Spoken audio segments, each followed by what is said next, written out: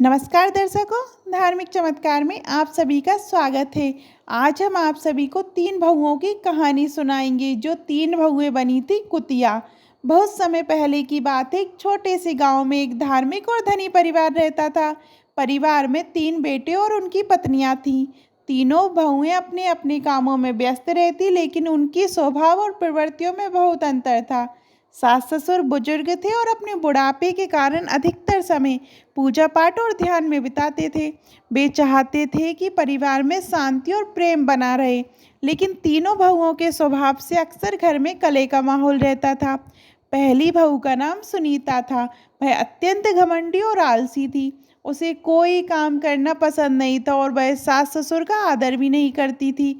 हमेशा दूसरों से काम करवाने के प्रयास में रहती थी। उसकी जुबान तीखी थी और वह दूसरों को नीचा दिखाने का अवसर नहीं छोड़ती थी।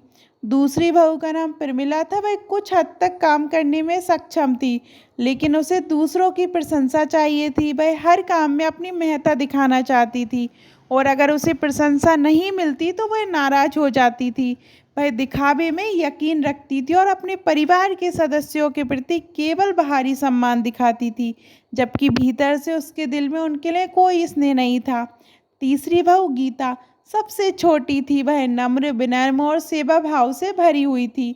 वह सास ससुर की सेवा करती और अपने कर्तव्यों को बिना किसी अपेक्षा के निभाती थी। उसका स्वभाव शांत और सरल था और परिवार में सबसे अधिक उसे ही लोग पसंद करते थे। समय बीतता गया और धीरे धीरे तीनों बहुओं के कर्म और स्वभाव परिवार के बुजुर्गों के सामने साफ हो गए। एक दिन सास ने तीनों बहुओं को बुलाया और कहा, तुम सबको पता है कि हमारे परिवार में पूजा पाठ और धर्म का बहुत महत्व है। मैं चाहती हूँ कि तुम तीनों कुछ समय के लिए तीर्थ यात्रा पर जाओ। इस यात्रा के बाद ही मैं ये तय करूँगी कि परिवार की मुख्य जिम्मेदारी किसे सौंपनी है। तीनों बहुएं यात्रा के लिए तैयार हो गई। सास ने यात्रा के लिए कुछ धन और आवश्यक सामग्री दी और कहा, तुम्हें इस यात्रा पर अपनी सच्ची प्रवृत्ति और समर्पण का प्रमाण देना होगा। भगवान के दर्शन और सेवा से ही तुम्हारे जीवन का उद्देश्य पूरा होगा। रास्ते में तीनों बहुएं एक घने जंगल से गुजर रही थीं। तभी अचानक उनके सामने एक ऋषि प्रकट हुए। ऋषि ने उन्हें देखकर कहा कि तुम तीनों का जीवन तुम्हारे अपने कर्मों से प्रभावित होगा। अगर तुम सच्चाई, सेवा और धर्म का पालन नहीं करोगी तो तुम्हें जीवन में कष्ट सहना पड़ेगा। अब मैं तुम्हें एक परीक्षा में डालूंगा। अगर तुम सफल हुई तो तुम्हें आशीर्वाद मिलेगा और अगर असफल हुई तो तुम्हें अपने कर्मों का फल भोगना पड़ेगा। ऋषि के इन शब्दों ने तीनों भगवों को चौंका दिया। उन्होंने पूछा, हे ऋषि, ये परीक्षा कैसे होगी? ऋषि ने अपनी शक्ति से तीनों बहुओं को कुतिया के रूप में बदल दिया।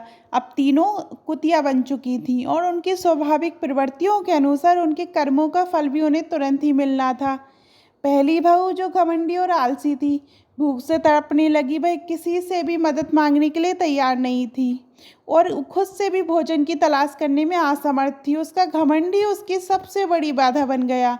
वह भूखी और प्यास से परेशान होकर जंगल में भटकने लगी, परंतु किसी ने उसकी सहायता नहीं करी।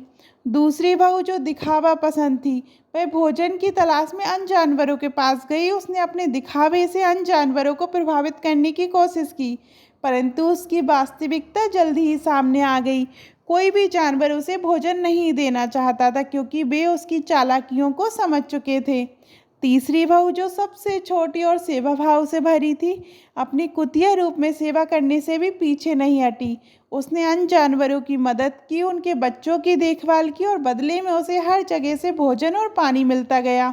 उसके अच्छे कर्मों ने उसे इस कठिन परीक्षा में भी सफल बना दिया।